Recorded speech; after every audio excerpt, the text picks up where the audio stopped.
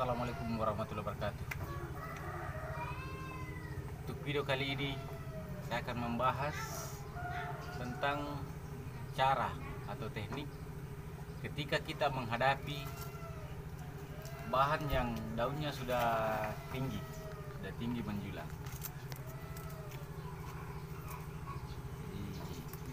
Ini saya sikapi dari beberapa pertanyaan teman-teman di grup WA. Ketika menghadapi bahan begini, dia selalu bertanya, ini mau diapakan? Ini bagaimanakan langkah selanjutnya? Jadi dalam video kali ini saya ingin berbagi pengalaman ketika menghadapi bahan seperti ini. Oke, langsung saja kita kerjakan. Pertama kita kupas dulu kelapanya.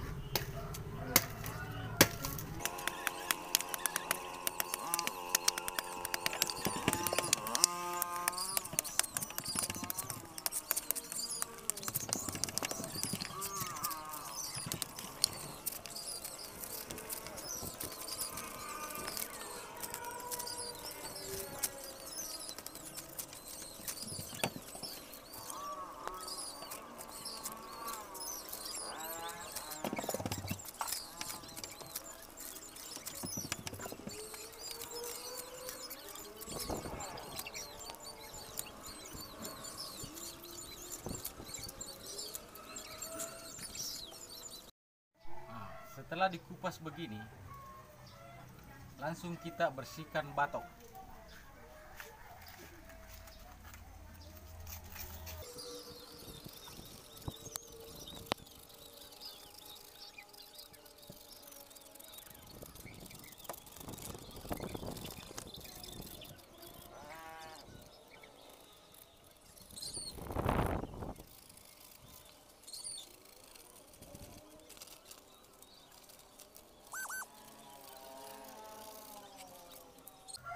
Oke.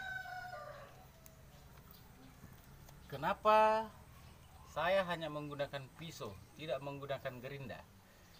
Karena saya pertahankan alami dari keaslian dari guratan-guratannya.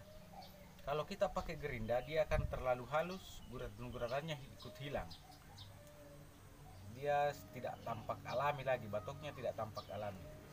Kenapa bagian bawah, bagian akar saya tidak terlalu bersihkan? Ini berfungsi sebagai penahan supaya dia tidak oleng, dia tidak goyang. Nah, terus langkah selanjutnya, akar-akar yang patah, yang rusak, itu langsung kita bersihkan saja. Dipotong tidak masalah. Kenapa? Karena dia belum mengandalkan akar untuk meraih nutrisi. Karena dia belum makan dari tanah, dari media tanah, nutrisinya masih tersedia dalam batok. Jadi akar tidak masalah kalau dipotong. Oke, kita bersihkan langsung.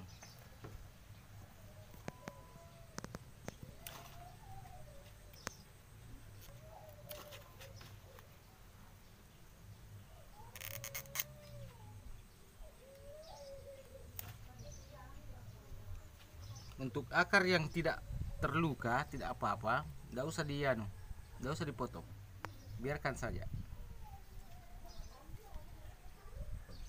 Nah, langkah selanjutnya,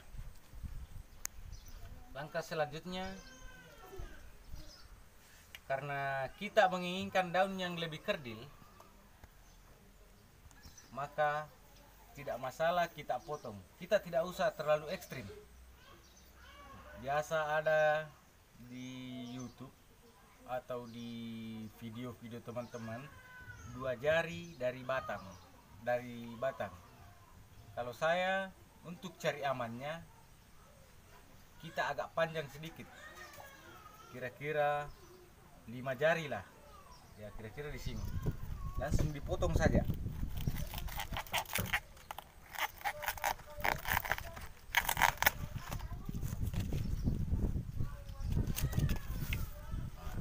masalah dipotong karena kita memang menginginkan daun yang lebih kerdil supaya lebih layak disebut bonsai.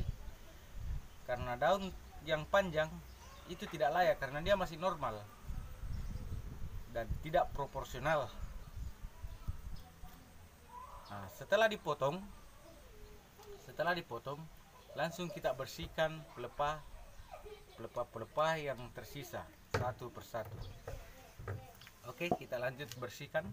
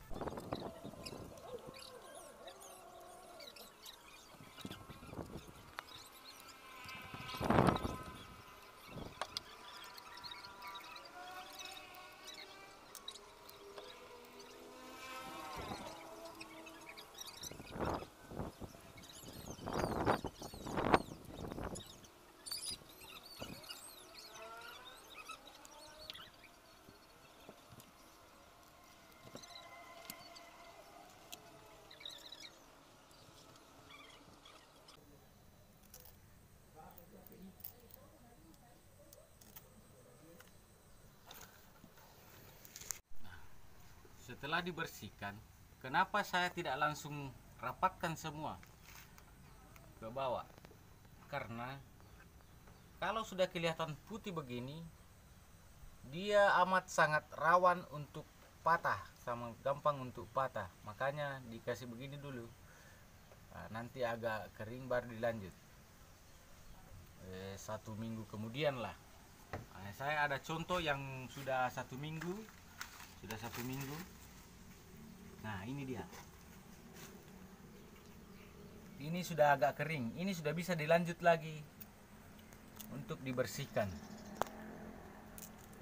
Sudah bisa dilanjut. Jadi bisa langsung dibersihkan. Jadi ini setelah begini kita program air. Karena menurut pengalaman saya, program air itu tujuannya untuk memancing akar,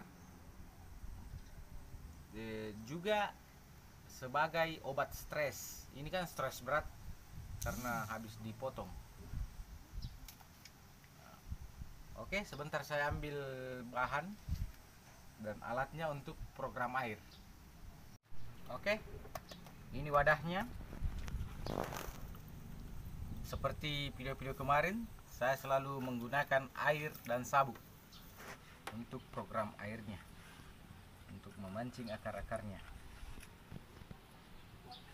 Caranya, bahan yang sudah kita potong. Memang orang bilang sadis, tapi kita cepat mendapatkan hasil. Tidak masalah sadisnya. Toh tidak ada yang ditangkap. Tidak ada undang-undang melarang pemotongan, pemangkasan, pemenggalan, tidak masalah. Jadi tidak apa-apa sadis, yang penting hasil. Proses boleh sadis, tapi hasil maksimal. Ah, itu yang diinginkan. Supaya lebih layak disebut bonsai.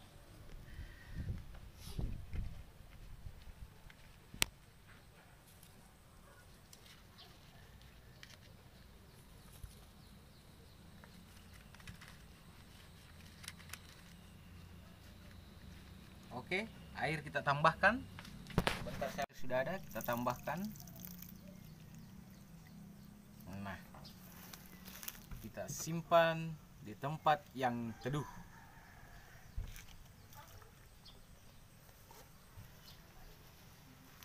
Jadi ketika mendapat bahan yang sudah panjang, sudah tinggi, tidak perlu bingung, langsung eksekusi saja. Jangan pernah ragu dalam berkarya. Ketika kita ragu, yakin hasil tidak akan maksimal. Untuk mendapatkan hasil yang maksimal harus berani. Harus berani. Walaupun dibilang sadis, tidak masalah. Yang penting hasilnya maksimal. Oke, untuk video kali ini cukup sekian. Sampai jumpa di video-video selanjutnya.